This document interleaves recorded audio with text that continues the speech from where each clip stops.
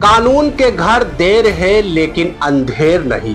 सालों साल पहले लिखी ये लाइन हर उस घटना पर बिल्कुल सटीक बैठती जहां इंसाफ के लिए कांटों भरा संघर्ष करना पड़ा हो।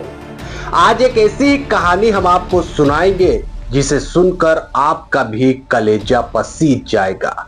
नमस्कार, आप देख रहे हैं द पब्लिक मंच में आपके साथ रिजवान। इस घटना को समझने के लिए हमें इतिहास में जाना पड़ेगा। दरअसल बाराबंकी जिले के फतेहपुर थाना क्षेत्र पड़ता है। साल था 2017। इस दिन एक ऐसी घटना हुई जिससे एक घर का चिराग हमेशा के लिए बुझ गया। जिस मां ने अपने लाडले को अपने दूध के साथ अपना खून तक बहाया हो, अगर वही लाडला उससे छीन लिए तो आप उस मां की वेदनाओं के बारे में सोच भी नहीं सकते। आरोपी दो थे, एक का नाम था मुकेश कुमार गुप्ता और दूसरे का नाम था सुनील यादव। इन दोनों ने मिलकर मां बाप के बुढ़ापे की बैसाखी छीन ली।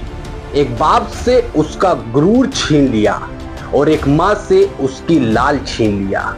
इन दोनों ने मिलकर इन दोनों के इकलौते बेटे दिवाकर को बड़ी ही चालाकी से मौत के घाट उतार दिया और घटना को एक्सीडेंट का रूप दिया। लेकिन एक बाप का दिल नहीं माना। उसने ठानी जंग सिस्टम के खिलाफ, जंग दोषियों के खिलाफ, जंग झूठ के पीछे सच के लिए। एक पिता ने जंग की शुरुआत की तो उसे कई तरह की मुसीबतों का सामना करना पड़ा। राह में बड़े बड़े रोड़े आए, लेकिन जब एक पिता थकता है तो उसे नजर आता है अपने बेटे का चेहरा, उसकी मासूमियत, उसका बचपना और उसके आंगन में बड़ा हुआ उसका लाडला। ये लड़ाई कोर्ट तक पहुंची। कई मर्तबा तारीख पर तारीख दी गई, लेकिन अंततः एक पिता ने ये लड़ाई जीत ली। तमाम गवाहों और सबूतों को मद्देनजर रखते हुए विशेष न्यायाधीश उमेश चंद पांडे ने पाया ये एक्सीडेंट नहीं बल्कि सोची समझी हत्या है, जिसे बड़ी ही चालाकी से मुकेश कुमार गुप्ता और सुनील यादव ने अंजाम दिया था। दरअसल बताया जा रहा था कि उनके बेटे का पिकअप से एक्सीडेंट हुआ, लेकिन जांच में मालूम पड़ा कि दोनों ने उस उम्मीद को कुचल दिया जिसके आसरे एक माँ बाप अपनी जिंदगी बसर करते। जब कोर्ट ने दोनों को आजीवन कारावास की सजा सुनाई तो एक कोर्ट में खड़े एक बाप की आंखें नम हो गई। उसका मन किया अपने लाल को गले लगाने का।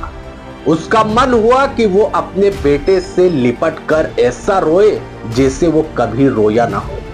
हमारे लिए ये एक खबर मात्र हो सकती है, लेकिन एक माँ बाप के नजरिए से देखेंगे तो ये मात्र खबर नहीं है, इंसाफ की वो जीत है जो इन माँ बाप के लिए जीने का सहारा बनेगी।